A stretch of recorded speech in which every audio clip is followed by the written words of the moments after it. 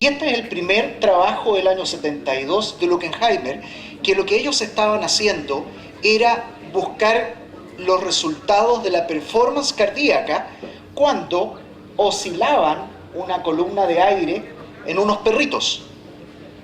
Y la verdad es que vieron los resultados de cuál era la performance cardíaca, cómo cambiaba el débito, cómo cambiaban las presiones, pero lo que se dieron cuenta sorprendentemente es que este perrito tenía una excelente eliminación de la CO2 y se manejaba espectacularmente bien oxigenado. Así que ya el año 72 fue la primera vez que se empezó a hablar de la utilización de esta ventilación a frecuencias suprafisiológicas. La ventilación mecánica de alta frecuencia, como algo le refería Manuel, podría ser considerada como una ventilación protectora de excelencia.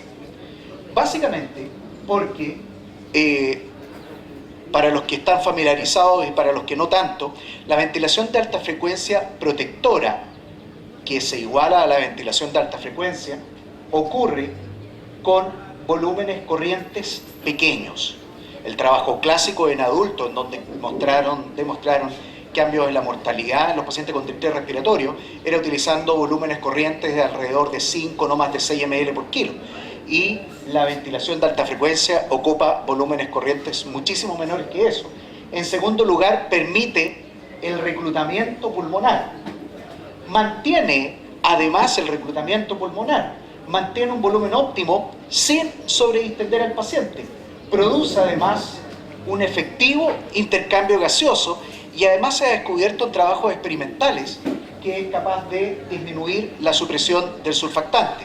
Por lo tanto, la ventilación de alta frecuencia podría ser considerada como el ideal de la ventilación protectora. Al final vamos a ver que no todo es cara y sello, no todo es blanco y negro. Existen distintos tipos de ventilación de alta frecuencia. Está la ventilación de alta frecuencia por presión, la ventilación por jet y la que más se ha utilizado en pediatría, y de hecho en adultos también, que es la ventilación de alta frecuencia oscilatoria. Básicamente lo que más caracteriza a la ventilación de alta frecuencia oscilatoria es que ustedes tienen una inspiración y una expiración activa. Y la frecuencia respiratoria, además, como lo vamos a ver más adelante, se ve en hertz. Es decir, recuerden que un hertz son 60 ciclos por minuto o un ciclo por segundo. Por eso es que son ventilaciones con una frecuencia tan alta. Existen distintos tipos de ventiladores de alta frecuencia disponibles en el mercado. Este es el que ustedes tienen acá, que utilizan en pacientes pediátricos, que es un ventilador europeo, LSLE 5000. Tiene la ventaja de ser ventilador convencional y además de transformarse en alta frecuencia y que es oscilatorio no por pistón sino por un sistema de flujo. Ahora, la mayor cantidad de trabajo y la mayor experiencia que hay en pacientes pediátricos es utilizando el Sensor Medix, que es otro de los ventiladores que les mostró Manuel, que en el caso de pediatría y el primero que salió a la venta fue el Sensor Medix 3100A, que es el que hay o tiene la mayor cantidad de trabajos publicados con su utilización. Ocupa frecuencias entre 3 y 25, mantiene una presión continua para mantener el volumen pulmonar y a esta presión continua sobreimpone pequeños cambios fásicos que lo vamos a ver en un gráfico y eso les permite mantener este pulmón inflado.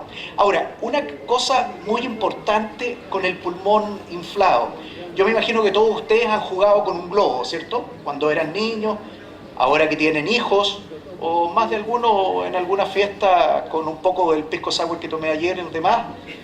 Yo me imagino que han jugado con los globos y cuando ustedes inflan, desinflan, inflan, desinflan, inflan, desinflan este globo, al final el globo se vence y se rompe.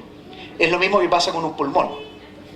Lo entretenido de esto es que la ventilación de alta frecuencia mantiene este pulmón inflado, por lo tanto evita este cizallamiento por los cambios de volumen, por los cambios de presión, y dentro de ese pulmón inflado oscila pequeños cambios de presión en relación al volumen corriente y eso hace que ese pulmón se proteja más.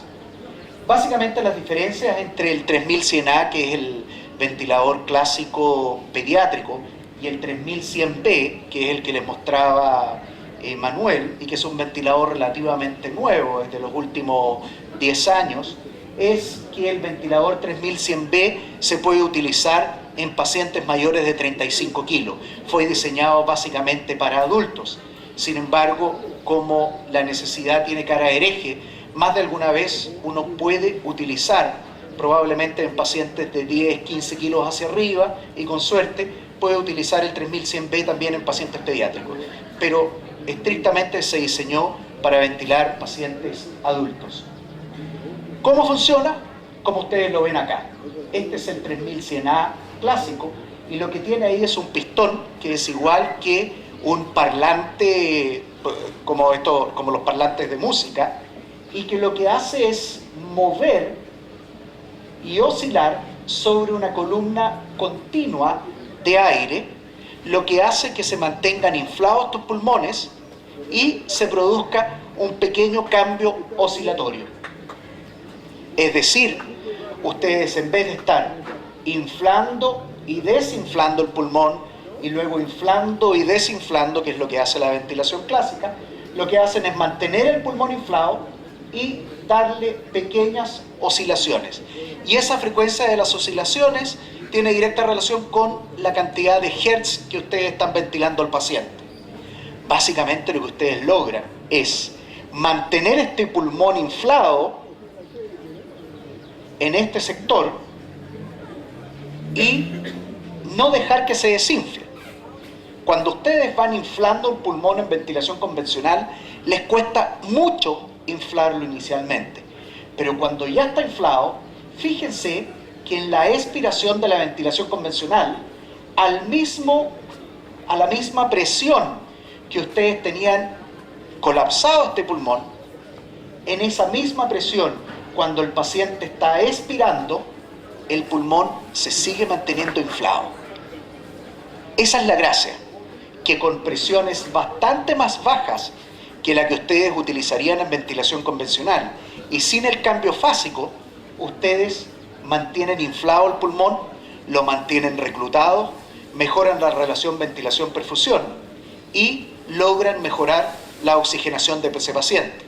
Nuevamente, ustedes lo que están haciendo es ventilar a este paciente pediátrico en una ventana de seguridad. Y en una ventana de seguridad en donde no va en la vía inspiratoria, en donde las presiones son más altas, aunque es seguro, pero las presiones son más altas, sino que lo ventilan con un pulmón incluso más inflado y con presiones más bajas. Nuevamente, secreto y cosa importante de la ventilación protectora.